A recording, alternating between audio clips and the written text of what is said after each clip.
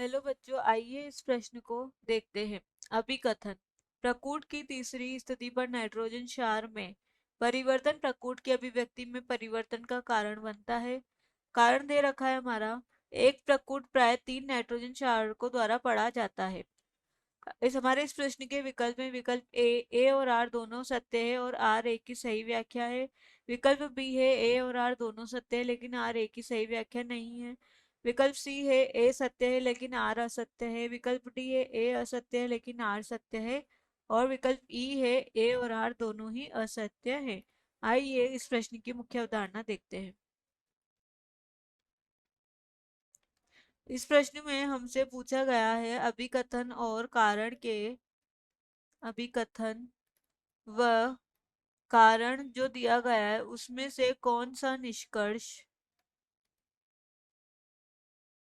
सही है, हमें सही निष्कर्ष यहाँ पर बताना है। आइए इस प्रश्न का हल देखते हैं।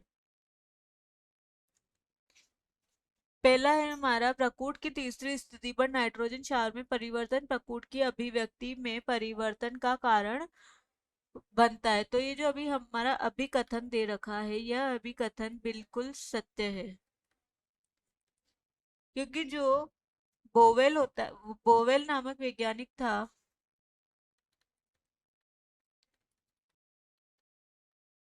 बोवेल नामक वैज्ञानिक ने उनने एक सिद्धांत दिया था। उस सिद्धांत के अनुसार जो एमआरएनए होता है, एमआरएनए पर जो त्रिक होते हैं वह प्रकूट रूप में पाए जाते हैं और इन प्रकूट पर केवल पहले दो स्थान पर जो प्रकूट होते हैं एमआरएनए के, इनके जो पहले दो स्थान होते हैं, पहले दो स्थानों पर टीआरएनए के टीआरएनए ट्रांसफर आरएनए यानी स्थानांतरण आरएनए होता है, उसके प्रति प्रकूट के क्षारों के साथ यह जुड़ जाती है। क्षारों के साथ ये क्या करती है? जुड़ जाती है। क्षारों के साथ आगे जाकर यह जुड़ जाती है, जिससे क्या होता है, प्रकूट के तीसरे स्थान पर जो एमआरएनए का जो प्रकूट होता है, एमआरएनए का प्रकूट, उसका जो तीसरा स्थान होता है, वहां तीसरे स्थान पर नाइट्रोजन क्षारों की जोड़ी क्या हो जाती है? क्षारों की जोड़ी, यहाँ हम लिख देते हैं नाइट्रोजन जो क्षारक होते हैं वो जोड़ी संदिग्ध हो जाती है। यह था हमारा बोवेल का सिद्धांत। बोवेल नामक वैज्ञानिक ने यह सिद्धांत दिया था। और ये जो जहां पर क्षारों की जोड़ी संदिग्ध हो जाती है, उस स्थान पर क्या होते हैं, न्यूक्लियोटाइड अपनी उपस्थिति न्यूक्लियोटाइड के अनुसार बदल देते हैं और केवल टीआरएनए जो है, केवल तीसरे क्षार की भिन्नता वाले जो टीआरएनए हैं, वह तीसरे क्षार की, जिससे क्या होता है, ये नहीं जुड़ पाता, उसके साथ क्या करता है, तीसरे क्षार की भिन्नता वाले भिन्नता वाले दो या अधिक प्रकूटों को क्या करता है, यह पहचानने में सक्षम होता है, जो हमारा टीआरएनए होता है।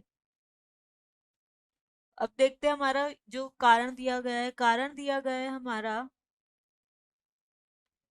कारण कि जो एक प्रकूट प्राय 3 नाइट्रोजन क्षारों को पढ़ सकता है, तो यह भी हमारा सत्य है। जो प्रकूट होता है वह क्या करता है, आंशिक अनुआंशिक जो कूट होते हैं या सूचना प्रकूट कहते हैं, इन्हें क्या करता है, जीन अभिव्यक्ति या सूचना की अभिव्यक्ति का कार्य करता है। सूचना की अभिव्यक्ति का कार्य करते हैं ये जो जीन प्रकूट होते हैं, अनुआंशिक सूचना को जो है वह करते हैं, उनका निर्धारण करते हैं, अनुवांशिक जो सूचनाएं होती है उनका अनुवादन करते हैं। एम अतः ये जो कारण दिया गया है वो भी हमारा इस प्रश्न का सही कारण दिया गया है। अब देखते हैं हमारे इस प्रश्न के विकल्प दे रखे हैं हमारे, ए और आर दोनों सत्य है और जो आर है वह 3 ए की सही व्याख्या करता है। अतः इस प्रश्न का यह सही विकल्प है। बाकी विकल्प इस प्रश्न के गलत हो जाते हैं। विकल्प ए इस प्रश्न का सही विकल्प है, क्योंकि जो तीनों नाइट्रोजन क्षार होते हैं उनके द्वारा केवल एमआरएनए के एक प्रकूट को ही पढ़ा जाता है। जो नाइट्रोजन क्षार होते हैं, तीन प्रकार के जो क्षार होते हैं, उनके द्वारा क्या किया जाएगा, केवल एक ही प्रकार के नाइट्रोजन क्षारों को पढ़ा जाता है।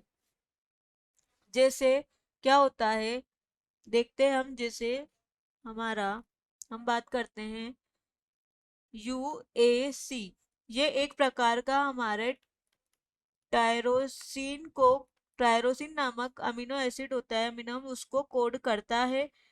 लेकिन जो इस यहाँ पर सी के स्थान पर अगर ए आ जाता है, यानी कि यूएए, तो ये क्या होगा, प्रोटीन सिंथेसिस। जो ये यूएए होता है, ये हमारा प्रोटीन संश्लेषण की क्रिया को समाप्त करता है।